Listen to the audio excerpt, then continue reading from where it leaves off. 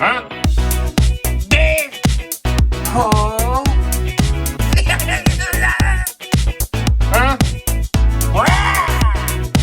Dirt.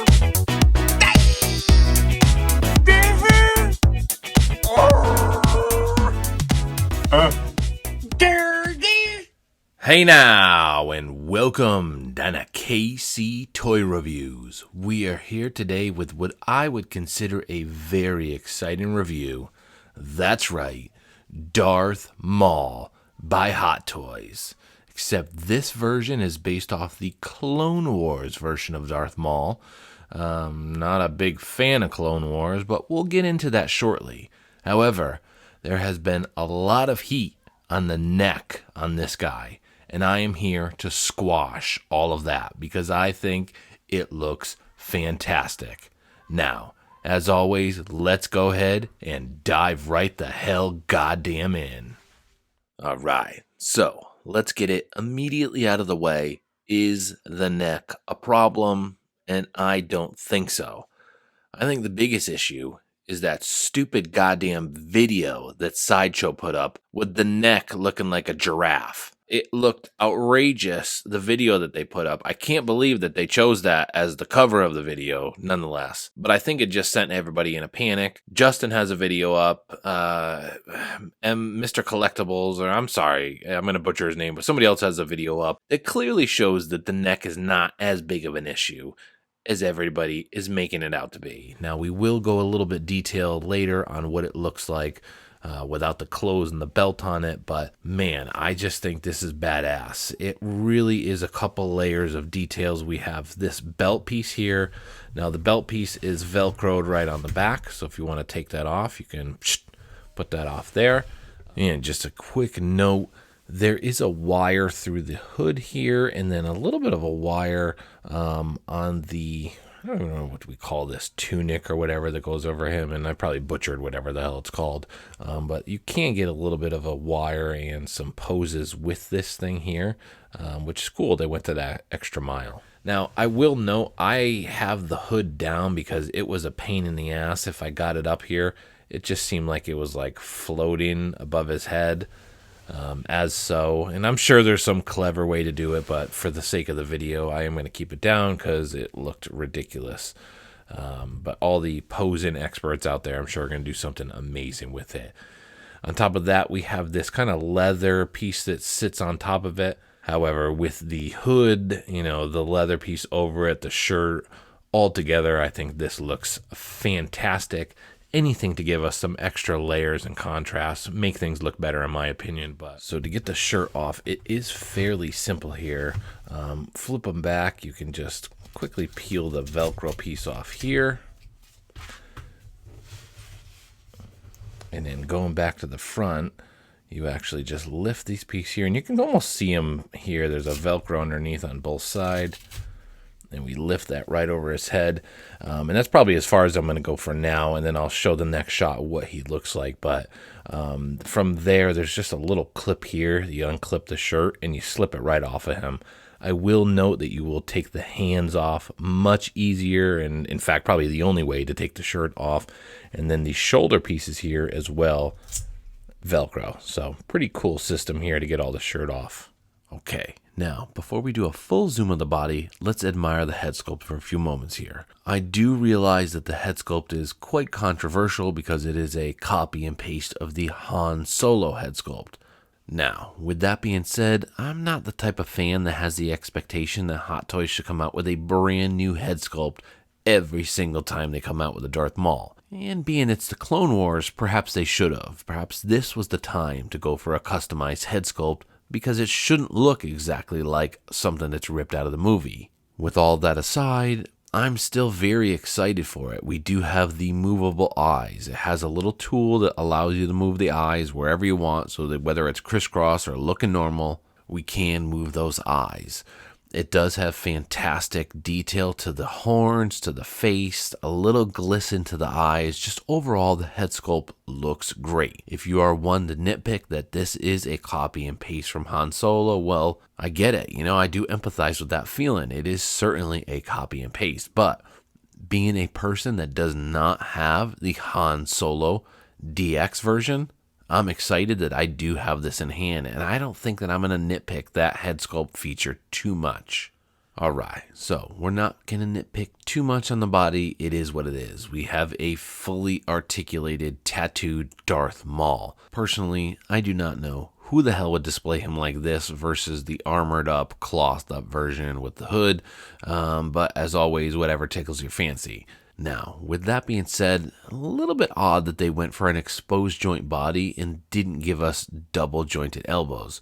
We have the double jointed kneecaps, yet the double jointed elbows do not exist.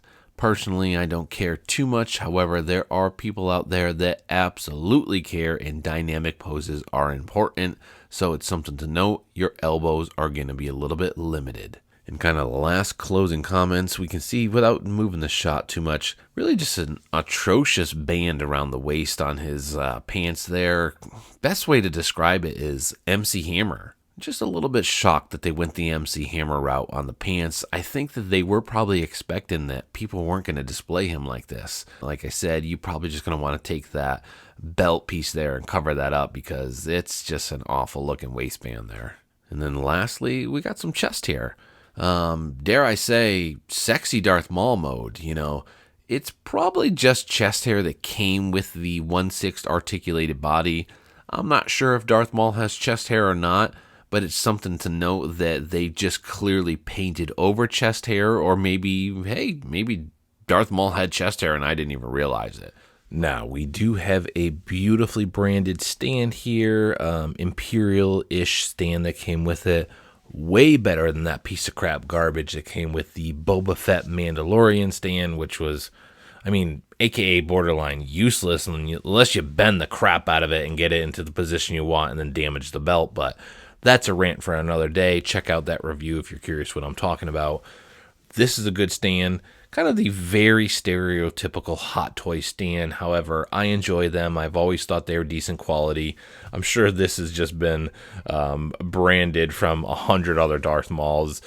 What would it have costed them? A couple extra cents to put the Clone Wars on here, something to clearly signify that this is a different Darth Maul. Even on that note, I was shocked at the box, the same thing. It just said Darth Maul and then the TMS 078. Why couldn't you have put Darth Maul, the Clone Wars or something? Because obviously this is a representation of the Clone Wars version Maul. And while we're at it, the feet. They look good. They represent exactly what came out of the show. Is it disappointing at a whole that I don't have the Han Solo one? Yeah, I think that the Han Solo ones knock these ones out of the park. You have little wires and pistons and stuff that are actually hanging out of there. So the details on the Han Solo version are just really immaculate in comparison to this one. However, I get it. This is trying to pull from the Clone Wars boring sleep garbage episodes that are out there. Please don't unsubscribe from me for saying that. It's just my opinion. I get it. People love it. But yeah, this is supposed to be from Clone Wars, but it's just, I don't know, it's a step down from what we saw in the Hot Toys Han Solo Darth Maul version that is out there, which now floats, between $350 and $450. So that thing's going up in price. Now, I just want to quickly note the accessories, and I'm actually going to use the other one to point them out. We have the waving saber accessory. There are two of these, so you can put one on each side. We have the saber in hand accessory that lights up. I'm a naysayer.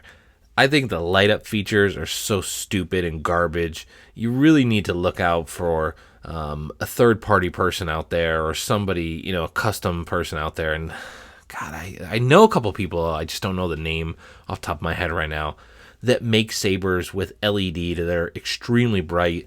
This thing looks kind of like crap.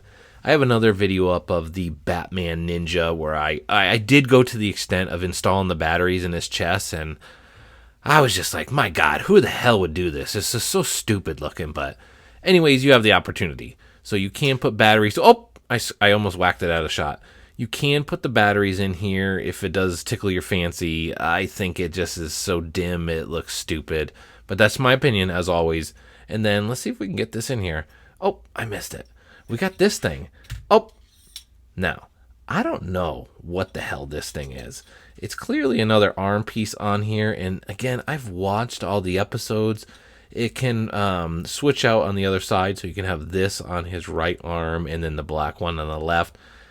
I'm sure somebody's screaming at me, well, it's from this episode and he did this or that, but you do have the opportunity to switch out his right arm or left arm with this piece here. And then, of course, the batteries that go in this hand. You would have never guessed that these batteries go in the hand that lights up the lightsaber. Nobody would have guessed that. All right, so as we start to wrap this up and slap a score on this guy, some final notes. Jokingly, I am not the biggest poser. I'm okay at posing, but typically I just go with a museum pose. The only reason I note that, as he spins, as I go through my videos, never base your opinion, if you're going to buy this, on the pose that you see. I'm sure you can do something much better than what I'm doing. Secondly, I think that based off the picture that I saw on Sideshow, as this guy came in, I said to my wife, look at this, like, oh my God. And we, believe it or not, I'm not gonna lie, we started talking about selling it before it even came in. In hand, as it spins, as I've got some shots of this, I truly think it's badass.